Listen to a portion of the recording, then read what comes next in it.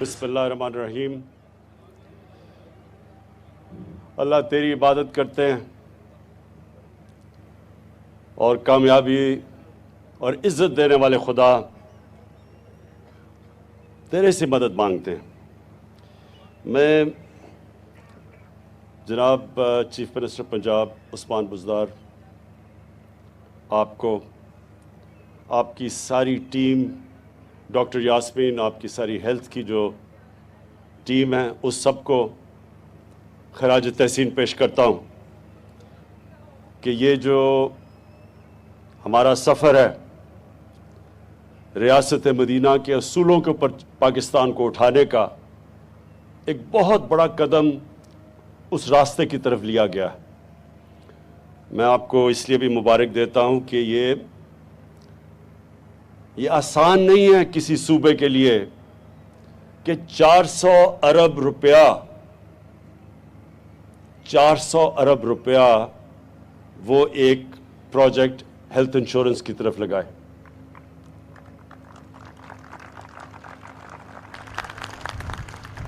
چوہتر سال کی ہماری تاریخ میں کتنے لوگ آئے، کتنے وزیر اعظم، پریزیڈنٹس کتنے آئے؟ کبھی کسی نے سوچا کہ غریب گھرانے میں ایک بڑی بیماری ہو جاتی ہے، کینسر، ہارٹ، یہ دو سب سے زیادہ جو لوگ مرتے ہیں، ان دو بیماریوں سے مرتے ہیں، ہارٹ اٹیک یا ہارٹ ڈیزیز اور کینسر سے، اور دونوں مہنگی بیماریاں ہیں۔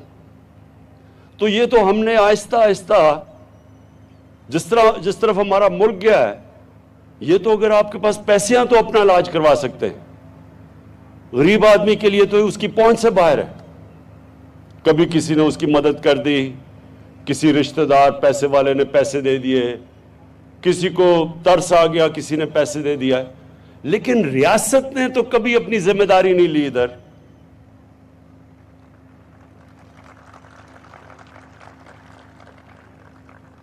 اور ہمیں یہ سمجھنا چاہیے کہ پاکستان کسی وجہ سے بنا تھا۔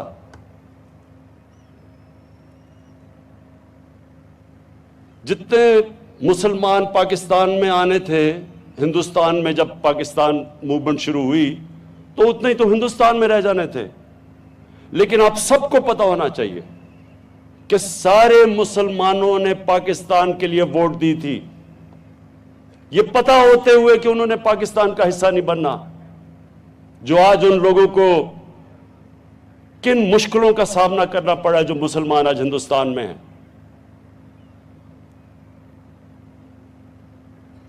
انہوں نے ایک خواب کے لیے ووٹ دی تھی کہ جو علامہ اقبال نے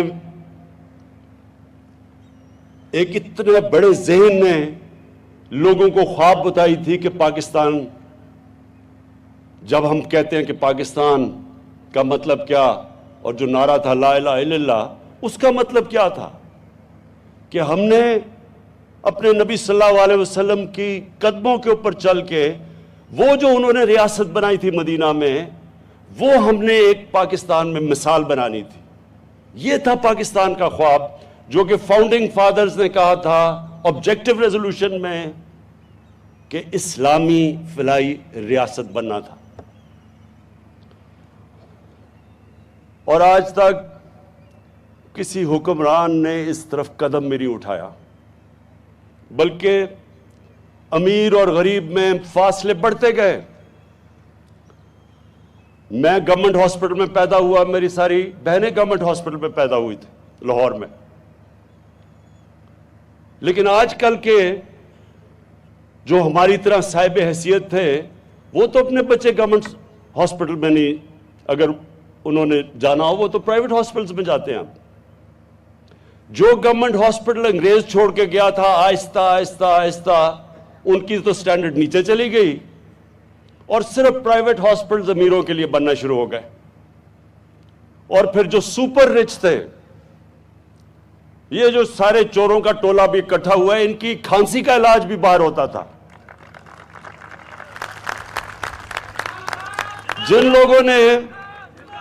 جن لوگوں نے اپنی عوام کی صحت اور علاج کی ذمہ داری اٹھانی تھی، وہ سارے پچھلے 30 سال سے دیکھیں، جب دیکھو تو جی وہ چیک اپ کے لیے لندن جا رہا ہے، جب کوئی سنو تو جی اس کا پر علاج ہو رہا ہے وہاں لندن میں، کبھی وہ امریکہ جا رہا ہے، کھانسی ہے تو دبئی جا رہا ہے۔ ان کو کیا پتا کہ پاکستان کی عوام کی کیا مشکلات کا سامنا کرنا پڑتا تھا۔ آج سارے چور اکٹھے ہوئے ہیں۔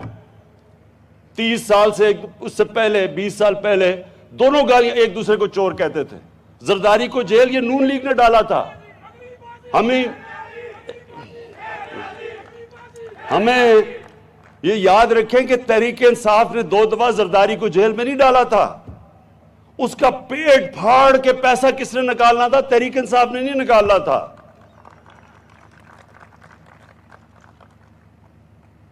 تو یہ لوگ جو 30 سال سے اس ملک پہ حکومت کرتے رہے ہیں، ان سے کوئی پوچھے کہ اس ملک کے بنانے کا مقصد یہ تو نہیں تھا کہ ٹاٹا اور برلا کی جگہ شریف اور زرداری امیر ہو جائیں۔ اس کا تو بڑے ایک عظیم خواب تھا، اور آج تک کبھی انہوں نے سوچا کہ عام آدمی کے لیے ہم نے ہماری ذمہ داری ہے عام آدمی۔ خواتین و حضرات، یہ جو آج پاکستان انہوں نے چھوڑ دیا ہے، آپ کو پتا ہونا چاہیے کہ جو ڈاکٹر اور نرسز ٹو پاپولیشن ریشو، یعنی کتنی عوام کے لیے کتنے ڈاکٹر اور نرس چاہیے، پاکستان کی دنیا میں تقریباً سب سے بری ریشو ہے۔ یعنی ہمارے ملک میں سب سے کم ڈاکٹر اور نرسز آبادی کے لحاظ پہ ہیں۔ ہمارے سب سے کم ہاسپٹل ہیں۔ جو ہاسپٹل ہیں بھی، آپ کبھی بھی ڈسٹرکٹ میں چلے جائیں، یا آپ فیصل آباد بیٹھیں، ذرا تھوڑے شہر سے باہر نکل جائیں، وہاں جا کے ڈسٹرکٹ ہاسپٹلز کا حال دیکھیں، وہاں کئی زیادہ تر نہ ڈاکٹر ملتے ہیں نہ نرس ملتی ہیں۔ وہ لوگ ادھر سے بھاگے آتے ہیں ڈویژنل ہیڈ کوارٹر پہ، کیونکہ وہاں ہاسپٹل میں لوگ عملہ ہی نہیں ہے۔ تو یہ ایک دن میں تو نہیں ہوا، یہ آہستہ آہستہ ایک ملک میں حکمران طبقے نے آہستہ آہستہ عوام کے لیے ایک پاکستان بنا دیا اور اپنے لیے دوسرا۔ تو میں آج پھر سے عثمان آپ کو اور آپ کی ٹیم کو خراج تحسین پیش کرتا ہوں۔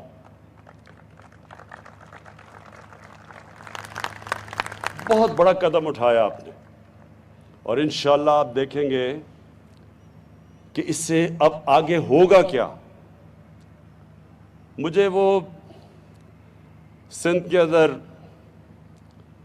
ایک پارٹی کا لیڈر ہے، 13.5 سال ہو گئے، اردو بھی نہیں صحیح طرح بولنی آتی، بارش ہوتا تو پانی آتا ہے، تو وہ کہتا ہے کہ ہم پیسے نہیں خرچ کریں گے ہیلتھ انشورنس پہ، ہم ہسپتالوں پہ پیسے خرچ کریں گے۔ تو مجھے یہ بتائیں کہ 13.5 سال سے روکا کس سے آپ کو؟ ذرا سندھ کے ہسپتالوں کا تو حال دیکھیں، جا کے دیکھیں تو صحیح، بیچارے سندھ کے لوگوں کے اوپر کیا گزر رہی ہے۔ آپ ابھی بارش آتی ہے تو پانی آتا ہے، آپ کو پتہ ہے کہ لوگوں کی حالات کیا ہے؟ آپ کبھی گاؤں میں گئے ہیں لوگوں کے، پوچھا لوگوں اس کے اوپر کیا گزرتی ہے؟ اور وہ زرداری صاحب وہ چیک بک چوری کے پیسے سے آ گیا لوگوں کو خریدنے کے لیے، کبھی کسی کو پولیٹیشن کو خریدتا ہے، کبھی کسی کو خریدتا ہے۔ دیکھیں، میں اپنے پاکستانیوں کو آج یہ کہنا چاہتا ہوں، میں صرف پولیٹکس میں اس لیے آیا تھا کہ یہ جو 2 چور، یہ بڑے بڑے ڈاکو جو لوٹ رہے تھے، میں نے 25 سال پہلے جہاد ان کے خلاف شروع کی تھی۔ میرا مقصد ہی آنے کا یہ تھا کہ جب تک یہ 2 خاندان اس ملک کو لوٹتے رہیں گے، یہ ملک کا کوئی مستقبل نہیں ہے۔ جو بھی ملک کا سربراہ جب پیسہ چوری کر کے باہر پیسہ لے جائے، اس ملک کا کیا مستقبل ہوگا؟ میں نے تو دنیا دیکھی ہوئی ہے، میں نے تو مغرب دیکھا ہے، میں نے تو دیکھے ہیں کہ خوشحال معاشرے کیسے چلتے ہیں۔ مجھے تو پتا ہے کہ یہاں ہم آگے بڑھ ہی نہیں سکتے تھے، نہیں تو میری طرح کے آدمی کو پولیٹکس کیا دے سکتی تھی۔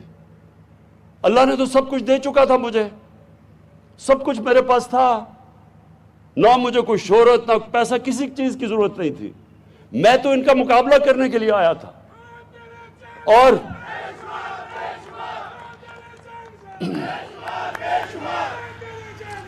سنیں ذرا،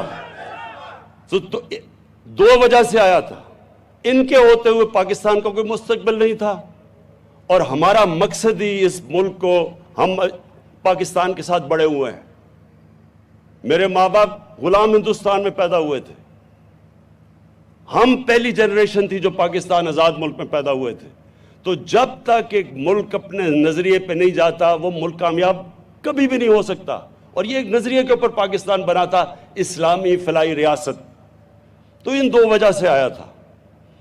اور میں آپ کو ایک چیز بتا دوں کہ جتنا بھی میں نے دنیا اور ساری دنیا موقع ملا مجھے دیکھنے کا، یاد رکھیں ایک کامیاب اور خوشحال معاشرے کے اندر دو چیزیں ضروری ہوتی ہیں۔ سب سے پہلے قانون کی بالادستی، رول آف لا، اور اس کا مطلب پھر سے میں چاہتا ہوں میری ساری قوم اس حدیث کو یاد رکھ لے۔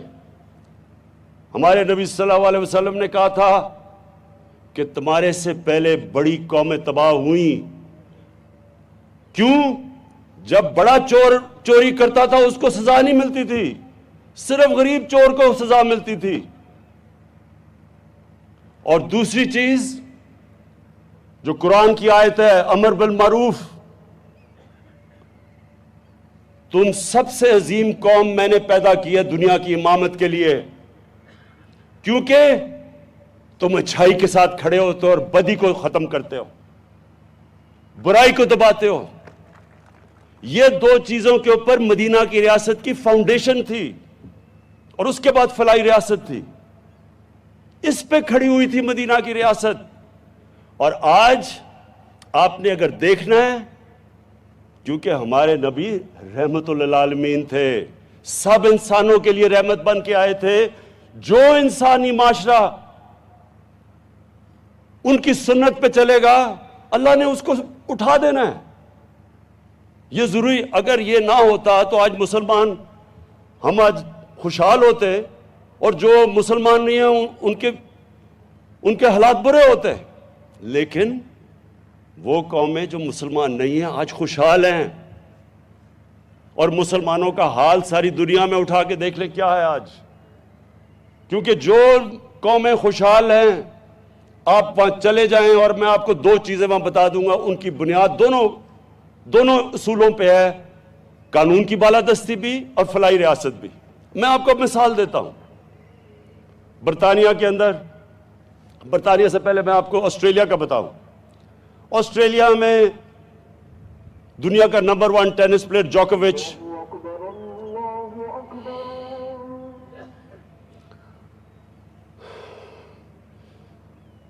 اذان کا انتظار کر لیں کیونکہ میں نے بھی آپ سے اپنی بڑی سخت باتیں کرنی ہیں۔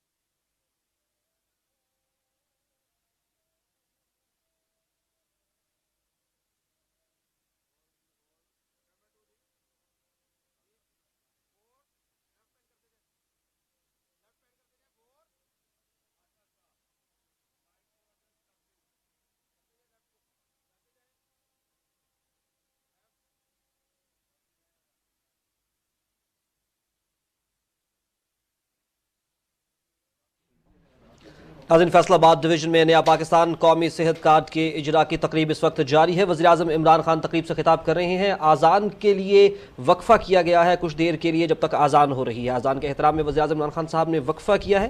آپ کو بتائیں کہ فیصل آباد ڈویژن میں نیا پاکستان قومی صحت کارڈ کے اجرا کی تقریب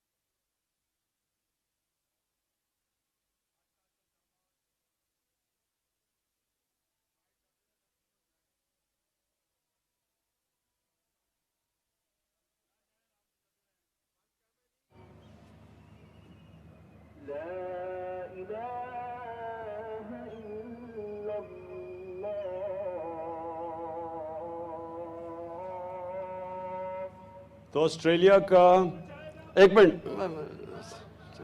ऑस्ट्रेलिया का नंबर 1 टेनिस प्लेयर, दुनिया का नंबर 1 ऑस्ट्रेलिया गया।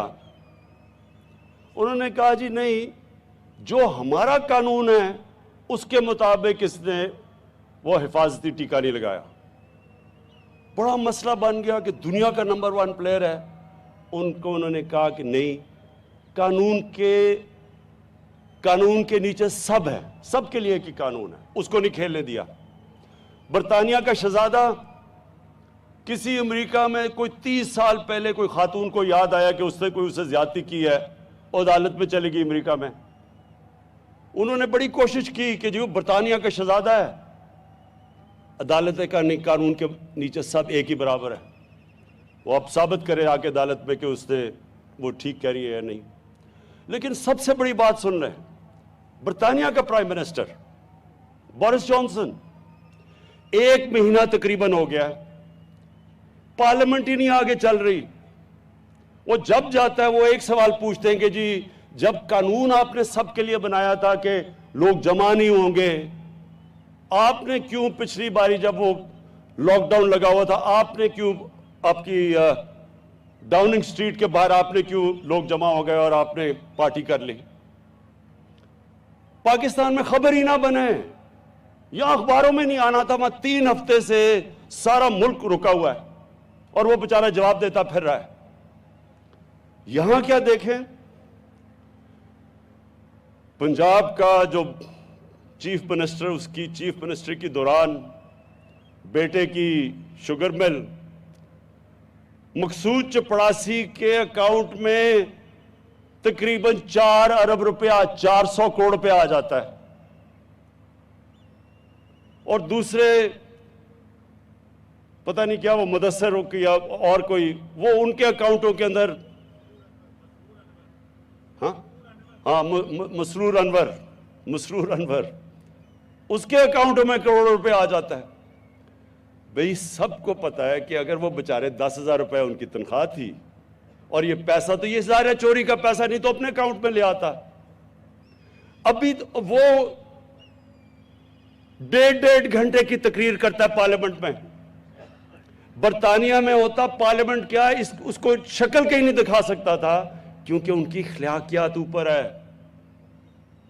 अमर बिल मारूफ उधर चल रहा है, जो अल्लाह की आयत है कुरान की, उस पे वो अमल कर रहे हैं। बदी को दबाओ और अच्छाई के साथ खड़े हो। यहां जब जाते पार्लियामेंट में 1.5 घंटे की तकरीर, जो जॉब एप्लीकेशन होती है असल में, कि जी मैं फिर से मुझे मौका मिल जाए, और जवाब देता नहीं है, बेटे को बाहर भिजवा दिया है। उधर दूसरे आसिफ जरदारी को देख ले, उधर जी पापड़ वाला, चीनी वाला, उनके अकाउंट में पैसे आ रहे हैं करोड़ों रुपया। तो मुझे यह बताएं कि कैसे मुल्क आगे बढ़ सकता है, जिस मुल्क के अंदर बड़े बड़े चोरों को इंसाफ का निजाम उनको सजा ही ना दे, सिर्फ छोटे चोरों को पकड़े, उस मुल्क का तो कोई मुस्तकबिल ही नहीं है। और वो हदीस में हमारे नबी ने वाज़ेह कर दिया, छोटे चोरों को जेलों में डालो, बड़े चोरों को पकड़ो ना, वो मुल्क तबाह हो जाता है। क्योंकि बड़े चोरों की चोरी तो मुल्क को तबाह करती है, छोटे छोटे चोर कितनी चोरी कर लेंगे। बड़े चोर जो मुल्क से पैसा चोरी करके बाहर लेके जाते हैं, और आपने देखा होगा कि वो जो इलाज करवाने गया था अपना बाहर, एक मुजरिम कहता जी बड़ी दिल की बीमारी है, अभी वो चल रही है कि वो सीढ़ियों पे चढ़ता जा रहा है दिल की बीमारी के साथ, अपनी फैक्ट्रियां देख रहा है जाके वहां, और उसको यहां सोचे यहां के हमारे कोई वकील कह रहे हैं कि जनाब इसको फिर से मौका दो मुल्क लूटने का, लाइफ टाइम बैन इसका खत्म करो। मैं हैरत होती है मुझे कि जब एक मुल्क को आपको तबाह करना हो, बम मारने की जरूरत नहीं होती, अच्छे बुरे की तमीज खत्म करें, मुल्क तबाह हो जाता है। करप्शन को एक्सेप्टेबल कर दें, मुल्क तबाह हो जाता है। जब चोरी में कोई बुराई नहीं है तो मेहनत कौन करेगा? मैं क्यों पढ़ूं और मेहनत करूं और 12-12 घंटे काम करूं, जबकि कब्जा करो और गवर्नमेंट प्लॉट पे और अरबों रुपया बना लो। मैं मेहनत क्यों कौन करे?